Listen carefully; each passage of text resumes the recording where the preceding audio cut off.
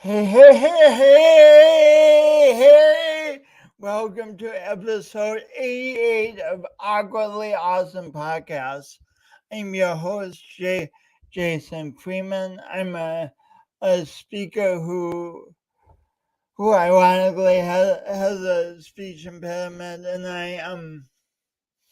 I love speaking to groups, including middle school and high school students, and not only speaking to them, but getting conversations going about things we don't usually talk about, like loneliness, self-bullying, and proactive suicide prevention.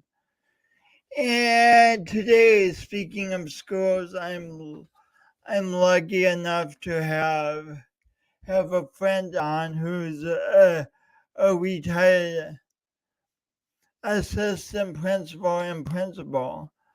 I've known him for just a few months, but already he's got me rethinking my idea of assistant principals and principals, because when I was going to school, I like my basic awareness of assistant principal and principal is I don't want to go there.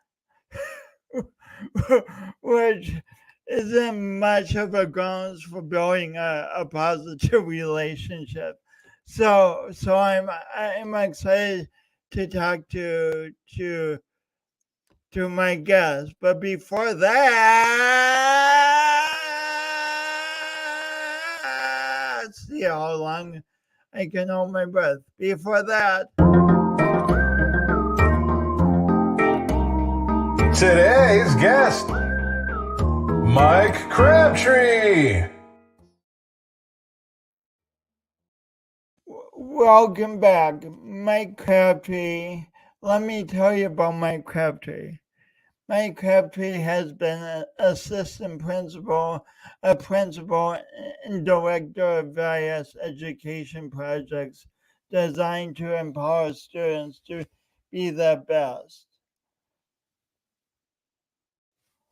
Mike came from a blue-collar factory town growing up in the 60s and 70s. He played baseball in the backyard, rode bicycles with friends until dark, revered the Major League Baseball All-Star Game, and looked for a spec change in the couch to buy a popsicle from the milkman. The highlight of his life was the county fair and carnival. Neither of his parents finished high school, but both were lifelong learners in their own ways. His mother worked in a shoe factory until she was disabled in her late 20s. Her energy led to a lifetime of health issues and dependence on opioids. His father was a Korean War vet, worked in the Southern Migration in Detroit, and ran his own business, a tire shop, and director of the local ambulance service. One day, Mike's high school shop teacher asked Mike what he was doing after school. Mike said he didn't know. His shop teacher insisted he had the smarts to go to college. That small act of kindness changed the trajectory of his life. Mike's wife Melissa is a middle school teacher of 34 years. They have two children and four grandchildren. Mike loves playing guitar and collecting guitars and Beatles records. Without further ado, please welcome Mike Crabtree. Hey, Jason. Hey, Mike, so good to see you. It's great to be here. So, we we had a few issues before coming on today. which brought a question to Mike to mind. Does leadership ever come without challenges? Not none of the leadership that I had. No, there were plenty of challenges. As a matter of fact, that was the leadership 101 is you never call problems problems, you call them challenges. Mm. And why is that? Well, it's kind of looking at every time you have a problem, it's an opportunity. There's something to learn from the mistakes you make.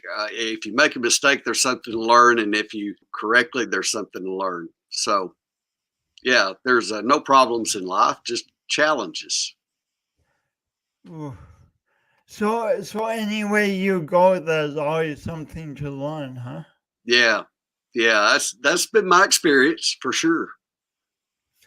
So I we're going to travel back in time, but I just wanted to ask that question to kind of create an overarching context. Yeah, you and I have taught, Jason, and my experience, especially as a middle school principal, or as an assistant principal, people always ask me. They'd say, "How do you like that?" And I would say, "Every day is different." Mm. And so that's when you ask about challenges. That's the way. That's the way being a leader of a school is. Every day is different. Every day is different, and we'll get more into that word.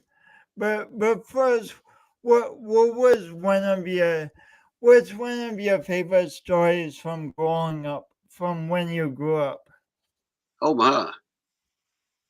Uh, you'd have to help me narrow it down some. Uh, there's there's there's uh, there's quite a few. So one of your favorite stories, let's say, of hanging out with your friends.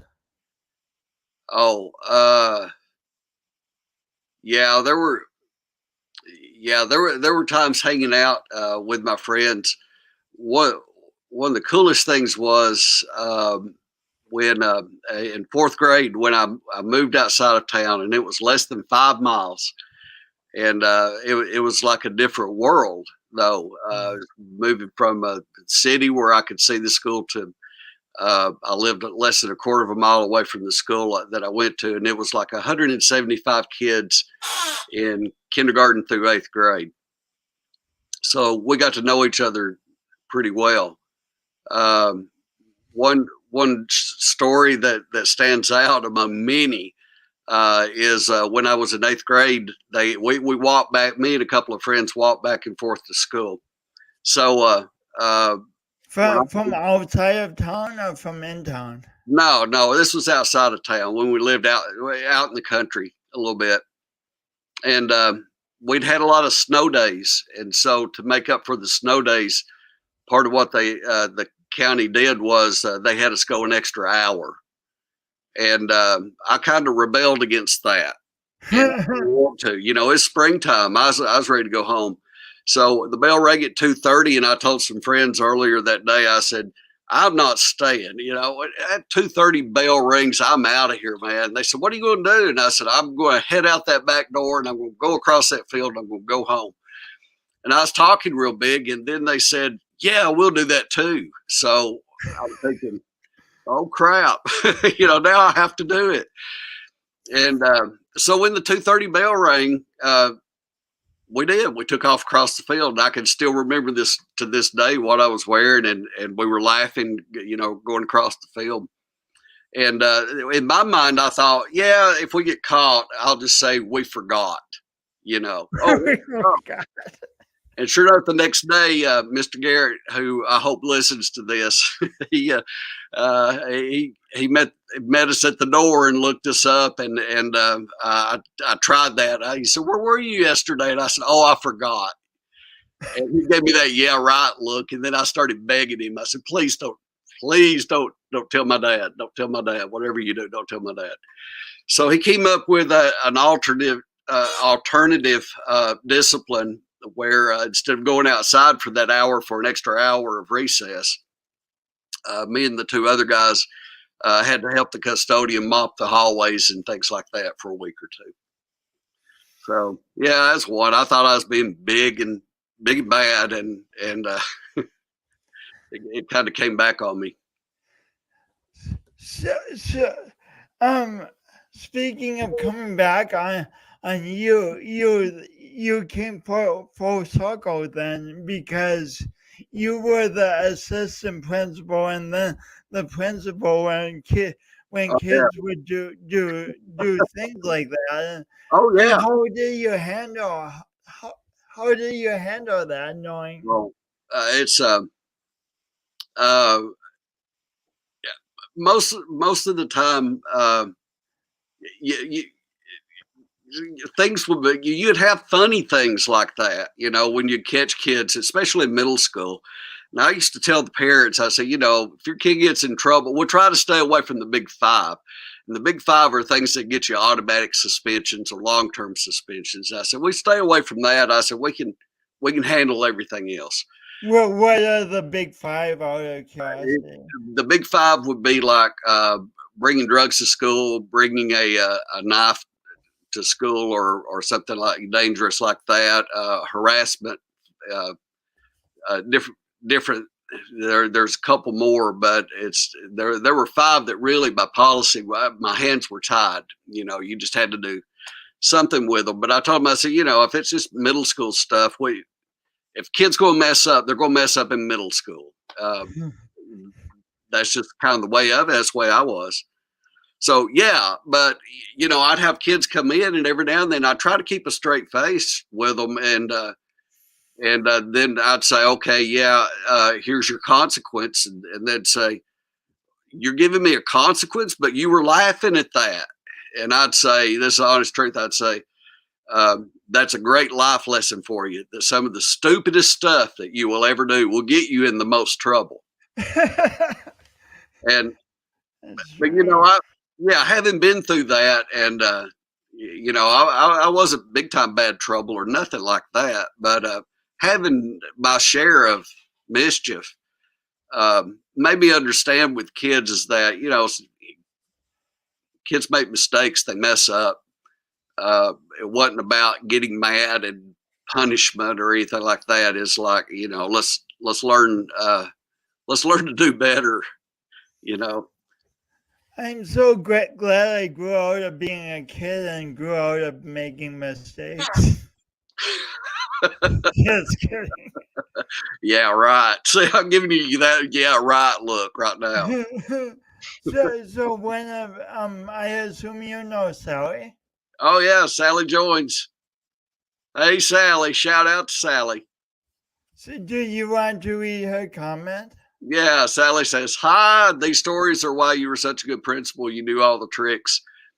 I forgot school was in session. Ha ha ha ha. Yeah.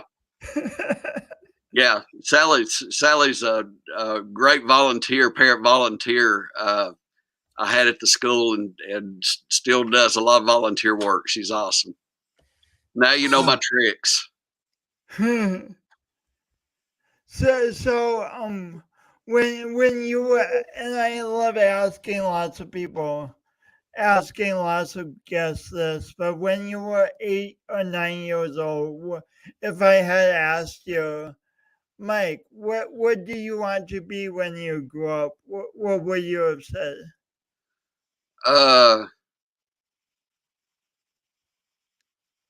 Really, yeah, I don't know. Every kid dreams about being a professional, athlete or something like that. Maybe a race car driver. And I don't know how much I thought about it at 8 or 9. I know later, when I thought about it, it was like, you had those dreams of growing up and being a professional motocross racer and things like that.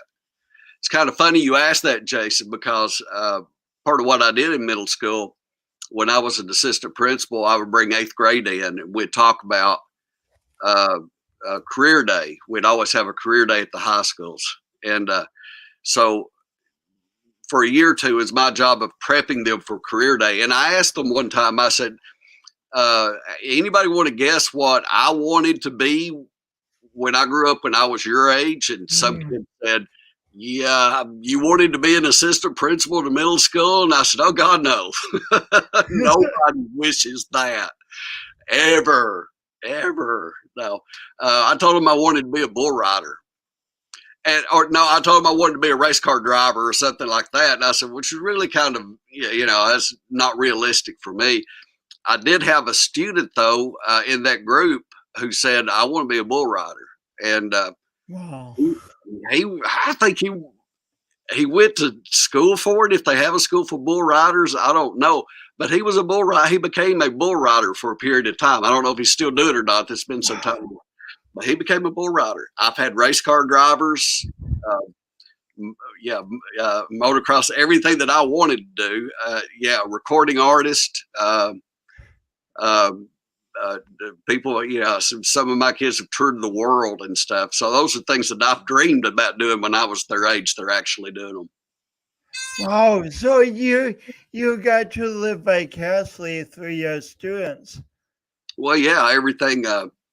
When people talk about dream big, I'd say definitely that's great advice, because I've seen students live their dreams, and big dreams come true. Wow. Not everybody has a big dream like that. It wasn't, it's not like my life is a wreck because I'm not a rock star. But where you have the guitar collection? I do. I have guitars. I just wish I could play them like I want to, but it's work in progress. That gets into the perfection conversation, but first, Rochelle says, this is why Crabtree is so amazing, real person. And she has a follow-up. Thank you, Rochelle. I'm surprised you didn't want to be a guitarist. The first guitar I ever had, I think I got for Christmas I got it for Christmas when I was in like 7th grade. And before the day was through, my grandmother who lived with us stepped on it and broke the neck. So that put a stop to my guitar playing for a period of time. Oh, what a devastating story. A lot of people, if you'd heard me play, Jason, a lot of people would say, oh, that's a sign from God. Hey, he was trying to tell you, don't do that. That's not for you. So he says, but remember, Mike, you were a star at Reading Rocks concert. Oh, what were Reading Rocks concerts? Yeah. We used to, Jason, some background on that. The middle school, at our middle school, we would challenge kids to read so many books, and we called our reading program Reading Rocks.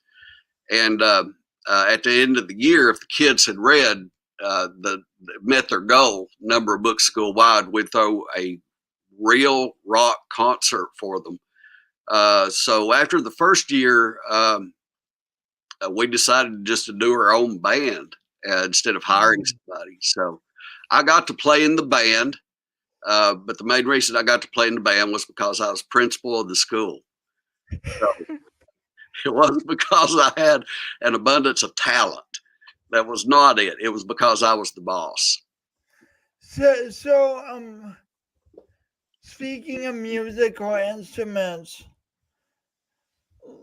like everything's on a continuum. Like I started playing the recorder in 4th grade music class, and then I stopped playing the recorder after 4th grade music class, and came up with the idea that I'm just not musically inclined and never really picked up another instrument.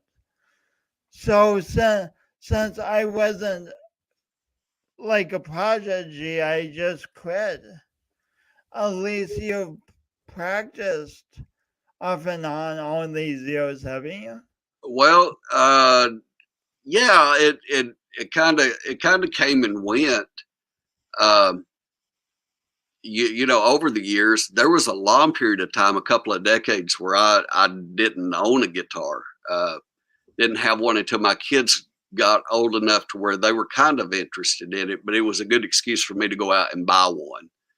So that's kind of how I got back into it. My daughter took lessons, so when she started taking lessons, that started to get me more interested in it.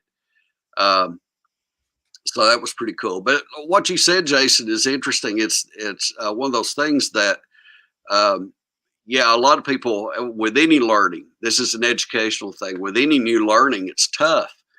And I can remember vaguely. It's been a long time, but I can remember like in math class, for example, when there were new concepts came out. Man, they were hard. Uh, Sometimes we as teachers forget because we've mastered that stuff.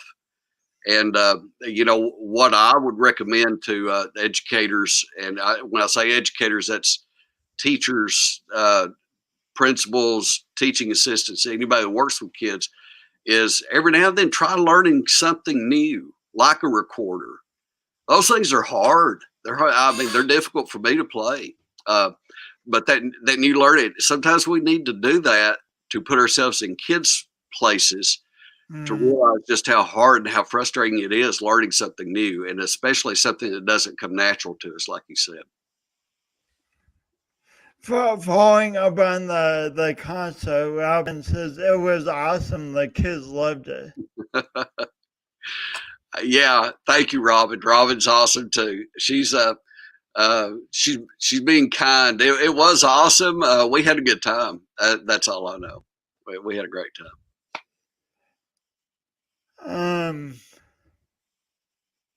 What? A quick story about that.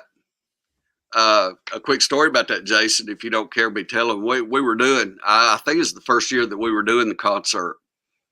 And this would have been 2013, 12, 13, somewhere along in there.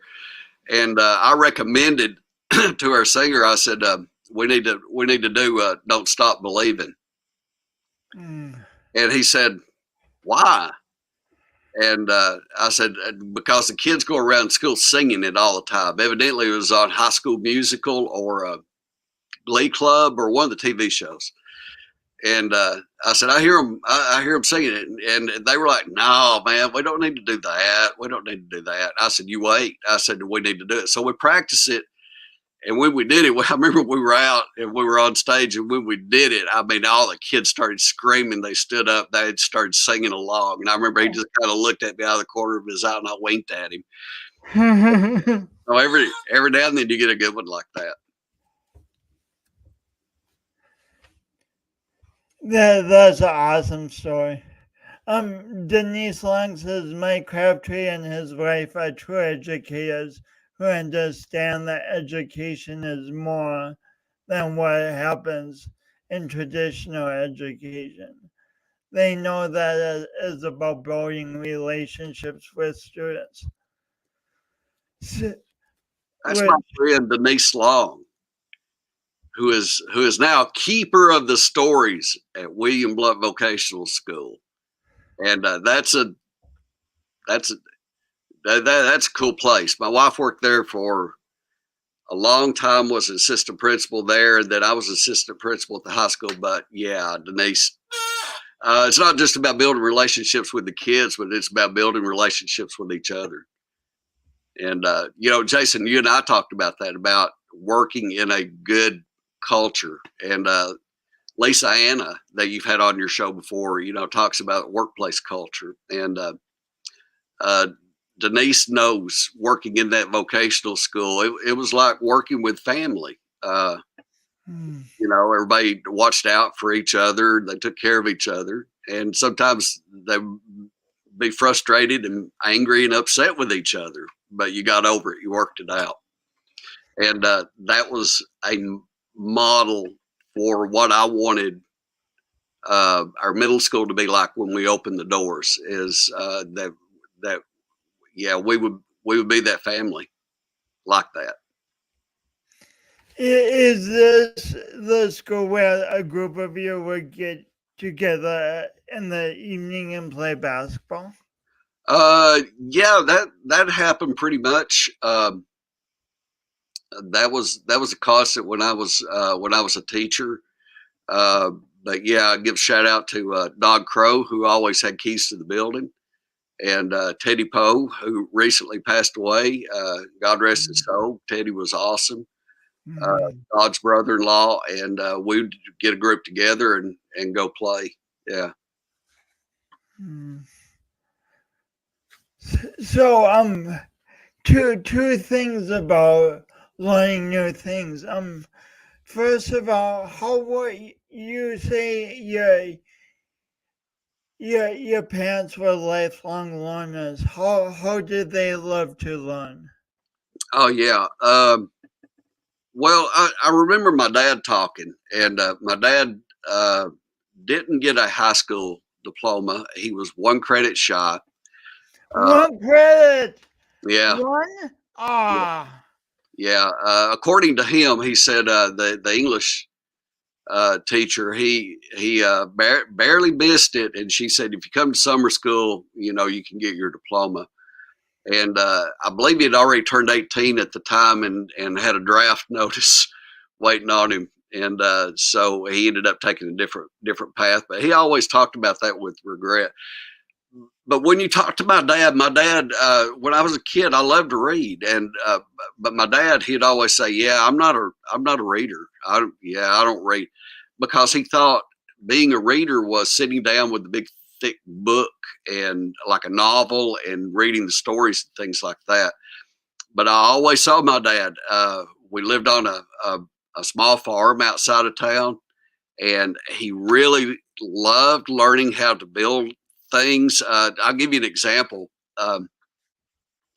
He wanted to get into beekeeping. Woodworking was another thing of his, but he would find books at yard sales on beekeeping or um, uh, woodworking or things like that, and he would just Wow. he just read them and magazines, things like that, and he'd read them till he learned what he needed to learn, and then he might not read for a while. Then he'd pick up something else, and that, and always on Sunday mornings. I remember, there was a ritual on Sunday morning. Was always you went out and got the Nashville paper, which he had a Sunday subscription to, and he'd read that paper.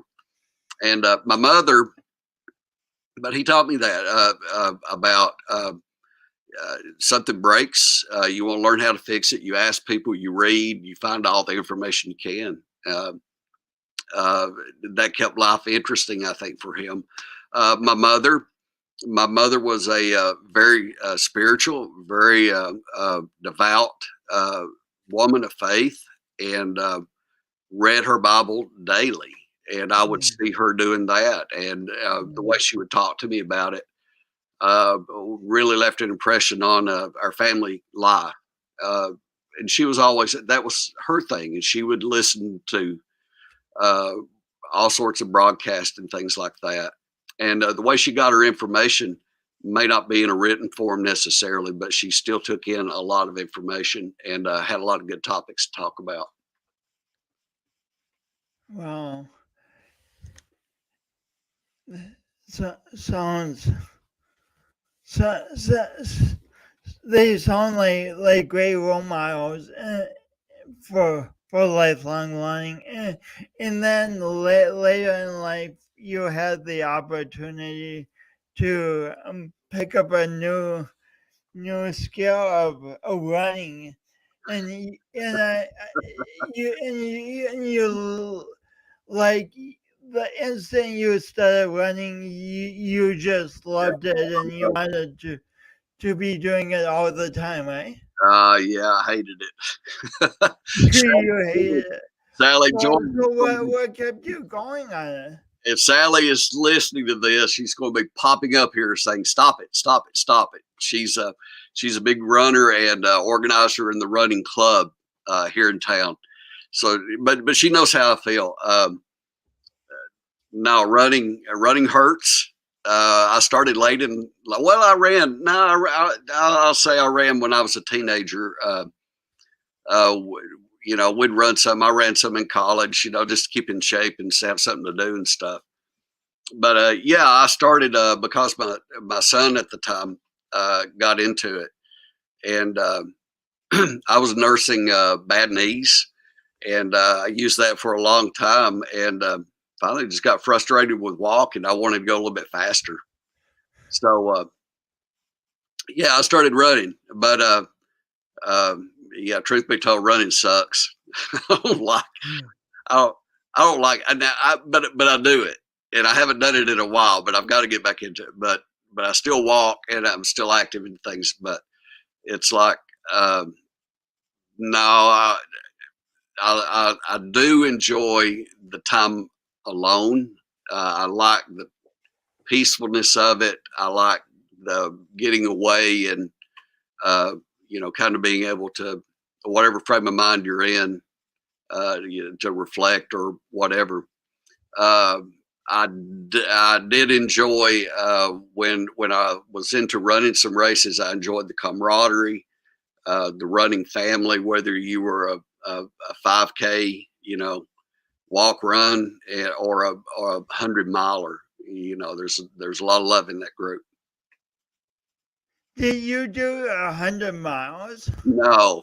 I don't know if I could drive 100 miles now or not. No, but I did. I was around people who would do 100-mile races.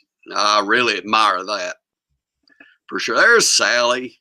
Don't let him fool you. I'm a great runner. I've chased him on the race course a time or two. Mm. Yeah, it's because Sally was wearing the turkey suit during the turkey trot run. Yeah. I ran it one time, Jason, and I thought, I'm not doing this. I got passed by the turkey. The turkey had the person in the turkey suit had a better time than I did. So I thought, that's it. But I kept coming back. So he says, do you remember your beat? Yeah. Oh. Yeah. Yeah. Kind of a self-imposed nickname at the middle school was the Master Chief. And that came from a video game, Halo 2, the Halo series. I don't know if you're familiar with it. But back then, kids, that was big. And kids would come in and I'd tease them because I'd say, I beat Halo 2. I beat Halo 2. And I did because my son had a cheat book. But I'm the Master Chief, and stuff like that. But the Beat the Chief, I gave out, I can't remember what it was, but to get kids to sign up for a school-sponsored race, the district-sponsored race, I had one beat my time, and I had kids sign up. Man, they trained like crazy and stuff. And I give them, I don't know, maybe it's like a week's worth of ice cream in the lunchroom or something. That's funny, giving them ice cream, as a reward for running. Mm-hmm. But we did that turkey trot. Yeah, turkey trot. I love turkey trot. That was always running in it. That's always awesome. So like from talking to you now, you've had a career in education, but in high school you were in shop class one day and something happened that changed your life. What was that story? Yeah. When I was in high school, I wasn't top 10 material. I wasn't scholarship material for anything. So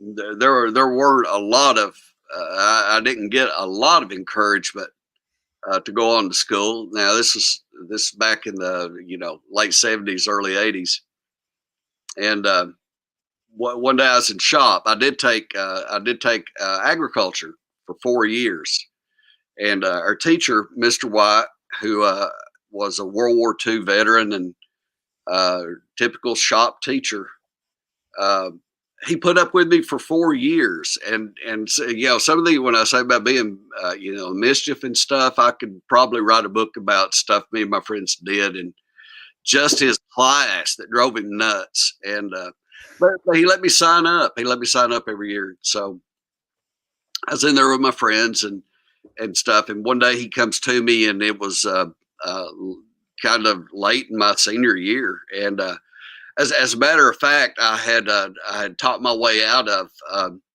being in another class so I could be his shop assistant for another period. And That so was clever. yeah, so it's just me and Mr. White. He comes in and he says, "Hey, Crabtree." Now, we never talked. I mean, it's always just like real short, do this, clean up the shop. He'd tell me what to do, then he'd leave and go drink a Coke in the teacher's lounge or whatever. And so anyway, he's kind of shuffling around, and he said, "Hey, Crabtree," he said, what are you doing after school?" And I said, "I don't know." I said, "I got to work this afternoon." I said, "I'll probably go to the Dairy Queen before I go." And he says, "No." Well, yeah, excuse my language, Jason. Okay. He says, "No, dumbass." He said, "When you graduate." Oh. Okay. Yeah. I said, "I don't know. I don't know." And then it got serious, I said, "I don't know." And he said, "Well," he said, "what have you thought about doing?" And I said, "I don't know. I thought about doing this or whatever." And he stopped for a second, and he said, "Well," he said, "let me tell you." He said, "Your friends," he said, they're going to start their own businesses or go to work around here, or, stay on the farm or whatever." And he said, "They're going to do good." And he said, "But he said, if you wanted to go, have you ever thought about going on to school?" And I said, "I don't care anything about that, really." I said, "I hadn't done too hot here." I said, "I can't imagine what it'd be like there, And I really didn't know anybody who'd gone to college, to know what it was like. I said, "I don't know." And he said, "Well," he said, "all I'm saying is that if you wanted to go, you got what it takes to do it. You can do it." Oh, And Jason, I did. I went in. I was wide eyed, and ended up dropping out for a while. And when I went back, it was there was a determination. I knew what it took, and had a lot of support in different, all over. But one thing that I always remember was Bill White, saying, "If you wanted to go on, you got what it takes to do it." And I thought, uh, he he's not the type to give out compliments or anything like that. What he was telling me, he meant. And so I always appreciated that.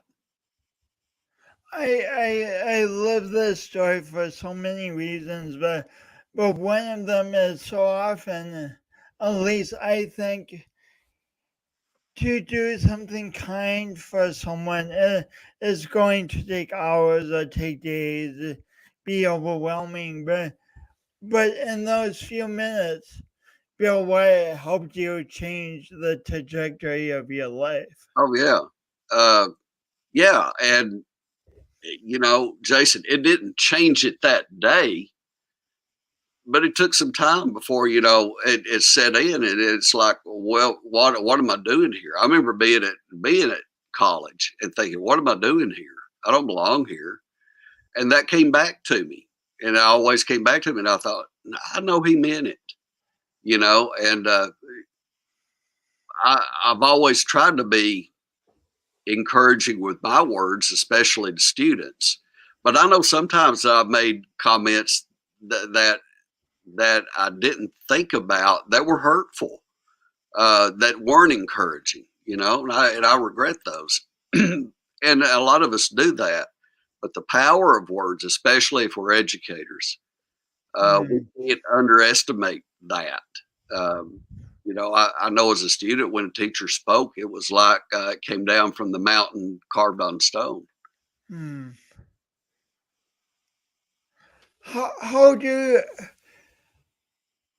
educators keep that in mind? How sacred the words can be in the minds of students? Because like you're doing this like day in and day out, and that becomes daily life. How do you keep that sacredness in mind? It's hard. It's hard. And you and I, when I had a chance to visit you a couple of weeks ago, we talked about, the last couple of years on Educators have been incredibly, I can't even say. And you brought me a beautiful knee high bow. Tennessee knee. Love. But it's been hard on educators. And, the thing I would say is that none of us are perfect, and we get in a hurry about all the things that we got to do. We know there's so many things that are on teachers' plates, and it's easy just to overlook, those comments, or be at the door when your kids come in saying hello to them, or on bus duty. When you have a chance, you're in the gym, and everybody hates bus duty in the gym here. But just going up to kids and saying, "Hey, how's it going?" Or so you got a Pink Floyd shirt on. How many of their songs do you know? What's your favorite? Just stuff like that. To me, I enjoyed it most of the time. They tell me I'm moody. I guess I am. Sometimes you're just not the right mindset or mind frame for it to be on all the time. And I guess that's what you're talking about, with all that stress and stuff, just being on all the time. But I like to think that I got to where I appreciated that, because the older I got, it was more like I realized, hey, what we're doing here is not just about test scores. It's not just about math, science, music, band, whatever. What we're doing here is living life. We're sharing life. We're sharing life with each other as colleagues. We're sharing life with kids as they grow up. We spend more time with kids than some parents do. And to me, it's that became an honor. It became a thing of honor, is that you're sharing life with so many people. Sharing life with so many people. Yeah, and my whole thing was, if I'm going to be here, I want to have fun. We'll work hard, but when we have fun, we're going to have fun too. We're going to take it easy. We're going to live life with ease. I think it's a good phrase. We're going to take it easy as much as we can with each other. Let's just be easygoing with each other, okay? Speaking of life, but not easy going, I want to touch quickly on what do you learn about school leadership and leadership in your life from being an EMT? Oh, that's a good question. Yeah, when I was a senior in high school through about 3 years of college, about almost 4 years. Wow, that's a lot. Yeah, I started out as a dispatcher because I owed my dad money, and that was a way for him to get his money back from me, because my brother-in-law were co-directors, and so he hired me as a dispatcher so he could keep an eye on me. I had to work weekends, and I owed him money. But man, I learned a lot, during that time. And some of the things I learned is, life's short. It's unpredictable. Make the most of everything you can, right now. Appreciate it. Some of the bigger things that were impressed upon me is that a lot of things that people got upset over I would look at it and think, yeah, no, this is not the worst thing that could happen. You know, Mm. um, this is not a problem. You know, I've been in situations where I've seen people in trouble, and this is not it. We'll figure something out. That attitude of trying to find a way. You know, if you come upon a challenge, your word.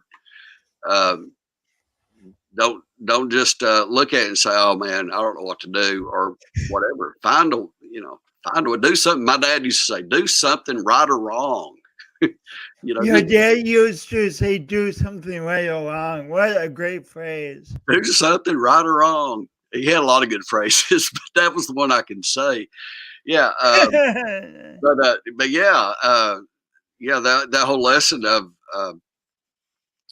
working together, and the people that I worked with there, I hope some of them are listening, because I probably didn't have a chance when I had to, being young, to tell them I love them.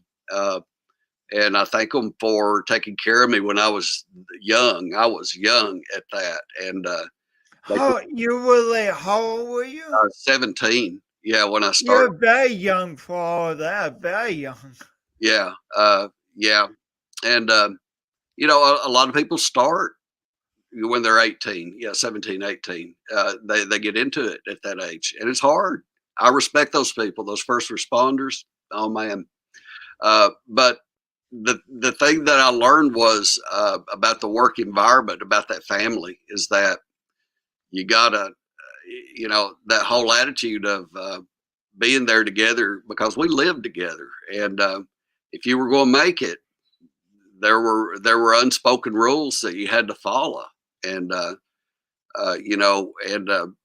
the way to gain respect, and how to carry yourself and things like that, and those folks taught me so much about that, and the thing about having fun while you work, that's one of the biggest, because we did. It's a stressful job, but man, we have fun.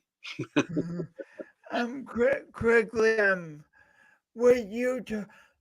what what did you learn about experiencing trauma when you were on the EMT job? Oh yeah, It's such a profound point about trauma. yeah. There's a lot of talk of that in education now, and I still do consulting, and um, but one of the biggest topics that comes up, and teachers are probably tired of hearing about it, but it's that self care. And the reason about it is that what everybody's gone through the last 2 years, this is everybody.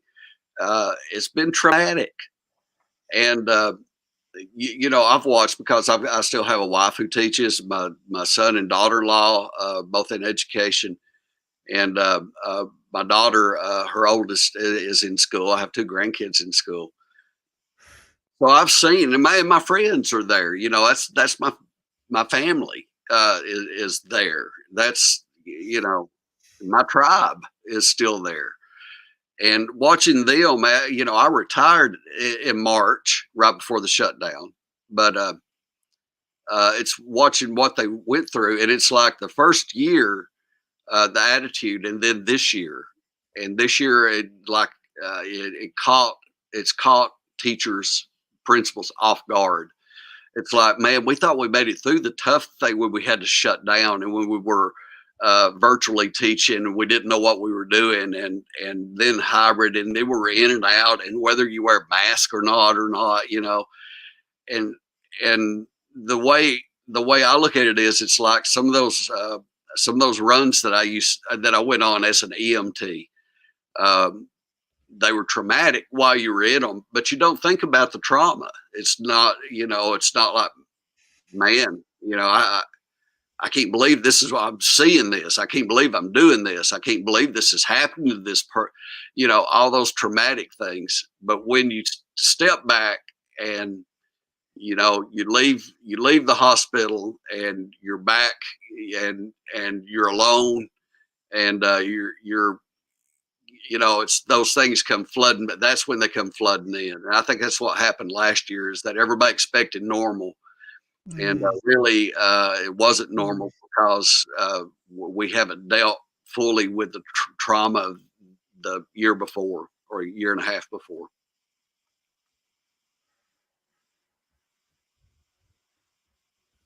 It's just so much to deal with. What ideas do you have for teachers and school administrators to deal with this backlog of trauma? Uh, well, there's several things, and a lot of there's probably 52 things you can do. you know, I love that. There's 52 ways to take care of your stress, and it's like, ah, I hear that. You have stress-induced stress, anti-stress, Stress induced stress. or whatever. Uh, no, my whole thing is nothing is easy. There's no silver bullet, I don't think, for most people. Uh, I do think a lot about mindfulness, and when I mean mindfulness, it's being aware of how you're feeling. Uh, Mm, Acknowledge it. If you name it, you can tame it. I think I've heard that mm. somewhere before. I didn't come up with that. My dad didn't say that. I never heard my dad say that. Name it, tame Nice. it, or whatever. But it's acknowledging, hey, I'm struggling here. And the thing I would tell anybody in the field of education or anywhere is that if you're struggling, don't be afraid to do what it takes to get help for yourself. Mm, There's plenty of help out there. Yeah, in my culture, it wasn't really cool or whatever to talk to counselors, and I found that counselors are a huge resource, and you can get them online now. Talking just like we're talking or whatever. Um, and if the first one doesn't fit, find another one. But do what it takes to take care of yourself. Not so you can just so you can take care of others either. It's because you're worth it. oh, You're I'm talking to anybody. You're worth it. Uh, wow, wow. do what it takes to take care of yourself, and don't expect. The other thing is don't expect everything to be normal. Whatever that is. We're all trying to find our way through. Um, but support each other, love each other, keep up with each other. Um, make sure that's everybody too. Um, those things I think they're really important.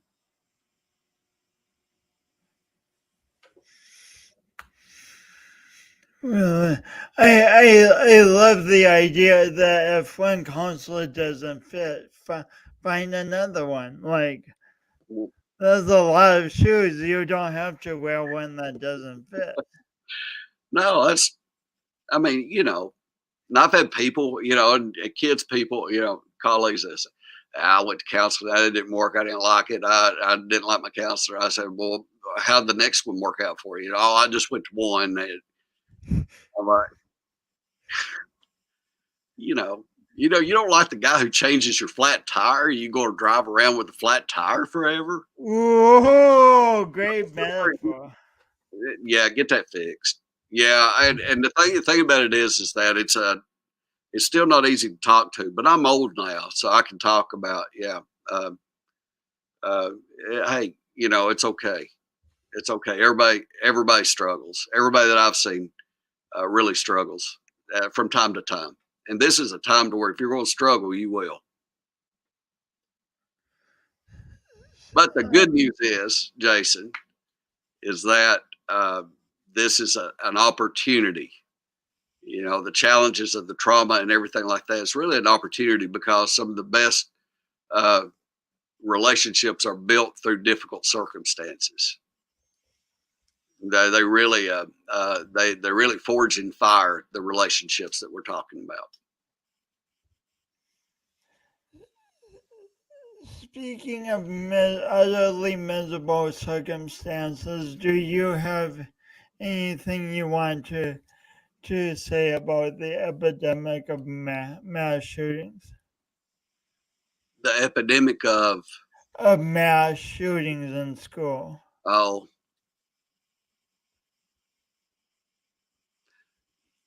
yes, yes. I understand. Yeah, I understand. And if you saw my Facebook post, I put a long one on there. I usually stay away from political topics or religious topics. Um, anything that's controversial. And I do have opinions, and people know me know, and that's cool. Um, but yeah, it's uh, they the last one hit especially hard for me. I think it did other people. But I know it did for me because I've been in that area. I've been through Uvalde before. Mm. That area, that part of Texas, I love. Used to go down there, spend a week down there once a year, um, and the people were great. And it's not that anybody deserves it because they're not great. Nobody does. Same with the people in Buffalo. I mean, you get Parkland, Newtown, you can go down the list, and there are things that we can do. And I have people on both sides that say, "Oh, it's slippery slope," or this or that, and I can tell them, I'll say, "Look, I understand well both sides of it, and I feel like I'm a centrist in a lot of ways, but there are things. I'm not saying there's got to be. There are things that we can do, and you know, uh, because we're so entrenched in what we believe that we won't move on this after it's been so many of them. Like it's really not rocket science. It's just us, and it's a lack of trust and a lack of faith um, in a lot of things, and culturally that needs to be repaired. There's a lot of answers that on both. It is a political issue. Everybody says, "Well, it's not." No, it is. But there's plenty of answers on both sides that we need to be doing, in my opinion. Speaking of being kinder and finding solutions, how can parents and students be kinder to principals and assistant principals? Like as a student, I just try to stay as far away from them as I could. But Yeah. but kindness goes both ways. What should parents and students keep in mind? We're human. We make mistakes, and there's different sides to us, and we're different. We're different people, and my thing is don't. I had to work really hard on being approachable, I guess, and it's up to me to be myself. And but I loved it when I would run in. Well, when I run into people, so I tell people, I tell new administrators, I say, hey, sometimes go to Walmart on a Friday night. Well, I'll see kids there. I said that's the whole point.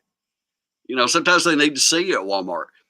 And if I ever needed to pick me up, Jason, that's a place to go because you're like a rock star at Walmart.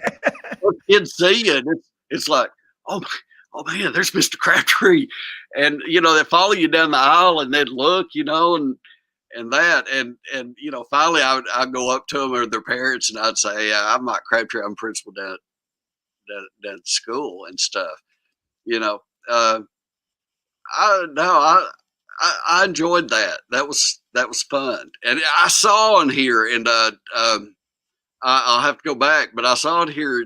Somebody that was watching it said, "Hey, you were my principal." Um, I was, Yeah. Oh, there you go, Morgan Cooley. Shout out to Morgan. Go Cougars! I never could do that like Mr. Brett, but we used to end the day with a big old gold Cougars, and that's great. Thank you, Morgan. But yeah, I run into former students, and I have to tell them. They'll say, do you remember me? And most of the time I'm honest. I say, no, I don't. I really don't. But if you'll tell me who you are, and sometimes it jogs my memory. And then again, there are some I run into. They'll say, "Hey, Mr. Crabtree," and I say, "You don't even have to say it. I know you." They say, "Yeah, but I've changed," and I'm like, "That's great. Yeah, people do. That's sharing life. You share life with people. That's the best part." Three more quick questions. You said you had to work on being approachable. Yeah. What? To me, like now, I've known you for 4 or 5 months, and you are like one of the most approachable people I know. Mm, no, I think when you get in, I think when you get into a high school, like the high school I was at had like 1,700 kids, and then the middle school had 700, 750. And there were people who had the stereotypes, which there's some truth to about assistant principals in particular. So Justin Kelso, yeah, Justin, I remember Justin. Uh, yeah. Justin was a student of mine and a drummer in the house band for Reading Rocks, and yeah. So, Oh, speaking of the house band, wow, that's yeah, awesome. that's Kelso right there, man. Um, but yeah, it'd be a lot of people were afraid to come up, or they'd see, and it'd be like, oh, there's a principal or assistant principal or whatever, and my whole thing is that you know, uh, yeah, don't be afraid to come up to me. That's cool, and like being in school, I tried to be in the hallways where the kids were, and as much as possible, and go in classrooms and stuff like that. So. Well, Robin's perception is he's always has been. His door was always open to everyone. Yeah, thank you, Robin. Yeah, Robin's awesome. Great, So, great, great educator herself. so in my work, I talk about the power of doing our imperfect best. What that means to me is we each have a vision of the best we want to create in life, and then when mistakes, obstacles, challenges come up, instead of being stopped by them, we learn from them and move forward. What does doing your imperfect best mean to you, Uh, my country? these folks that either worked at the middle carpenter's middle or went to school down there will recognize we had a motto or a saying. We had a couple, but one from day one that our founding principal had was it was about excellence. And what he said was, we don't, talking about us as a school to students, said, uh, we don't expect you to be perfect. We expect you to be excellent. Uh, And excellence is determined by each individual's personal best. When you try your best every day, it keeps getting better and better, resulting in excellence. Now go be excellent. Now I goofed that up. I can't believe it. But that's what we talked about, the difference between being perfect and being excellent. And being excellent, being your best is different for everybody every day. wonderful, wonderful. And lastly, if people want to talk with you more, Do you have a website? How do people get a hold of you? Yeah, I've got Or are you retired and not? Well, yeah, I put my phone number up here, my cell phone number, house address, just drop by. Yeah, I live in a beautiful part of East Tennessee, as a matter of fact. But no, So maybe not quite that personal, but yeah, yeah. I've got my personal Facebook page. I'm on Twitter at BCS Master Chief. Uh, and you can reach me there. I've also got a yard sailing page with my friend David Reed, who's probably listening. It's got more stories than anybody I know. But it's yard sailing, yard SALING with Mike and Dave. And what is this? We go out to yard sales, garage sales, estate sales during the summertime on the weekends, and we always have we meet really cool people and really good stories to tell, and we take pictures of the junk. I mean, treasures that we buy, and we post them on the website. And is it .com? No, it's on Facebook, actually. Oh. Yeah, yard sailing with Mike and Dave. I recommend it. I know you would appreciate it because I've been in your house and it's like a collector's museum. It's like, man, I can just go in there. You ought to charge admission. Tell your mom that. She ought to charge admission for guests to come into your house and just look around. So is that right? Take the I out of sailing. SALI. I thought you were more metaphorical, maybe. Don't use those big English words with me now, Jason. Come on. Shoot. I don't know if I can.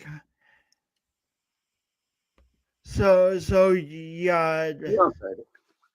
Yeah, it's sailing. See, this is going to be shameless right here.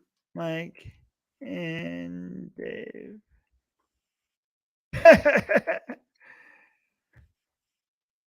That's it right there.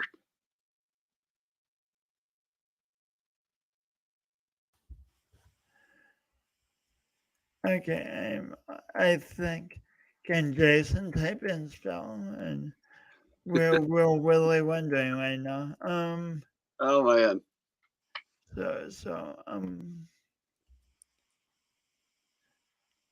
I have to say, man. So is right here. That's it.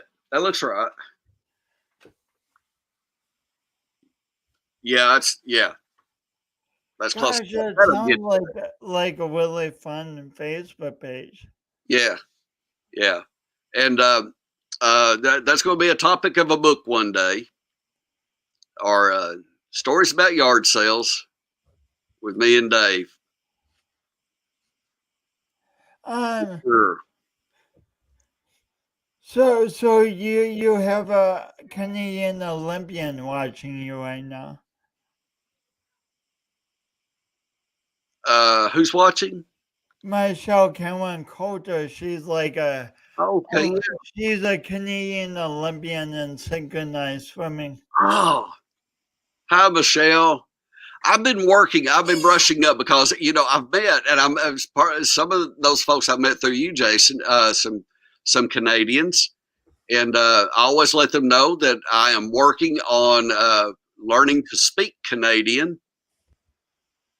I watch Letterkenny, and so I watch Letterkenny, and I'm learning to speak Canadian. So I always, how are you now?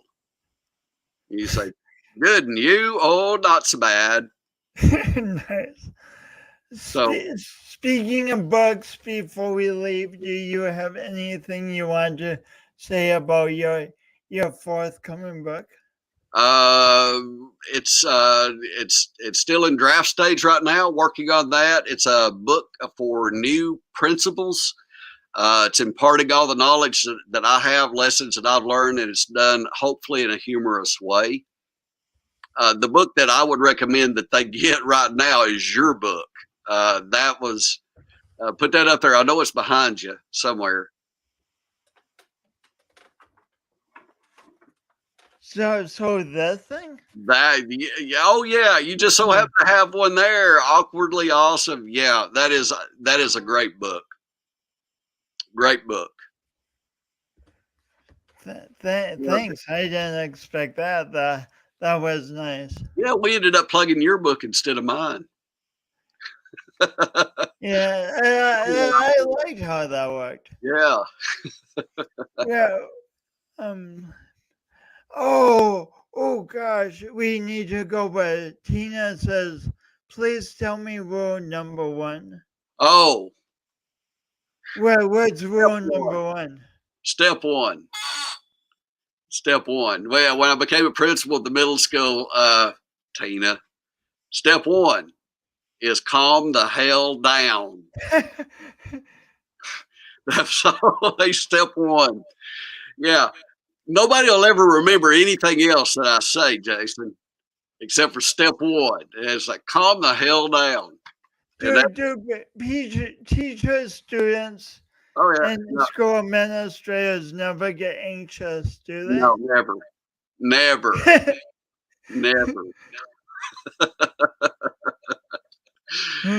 Well, it's been so. Oh, Michelle says we all can use step one. Step one, yeah. Yeah, that was pretty much for me. That's me telling, after years of telling myself that, when I became a principal, I decided, okay, we got step one. Before we do anything, that's it. Yeah. So thanks so much for being on. Like, there's so much we could talk about. We could do this for another 2 or 3 or 4 hours, but I know you're busy, and we need to leave some stories for next time we talk to. We will definitely do that. Jason, thank you so much for having me on. You know I love you. Yeah, you're welcome. I'm so glad. In life we have sometimes we just get amazingly lucky, and like you came on the education speaker summit just to ask a question, and in your Zoom background there were guitars, and for some reason I'm like, I need to know this man. And I'm glad I went with my instinct, because you're exceptional, my friend. Love you lots. Thank you, Jason. Have a great day. Thank you. You too. Oh my gosh, I get to do this every week. Oh, I so love podcasting, and I love asking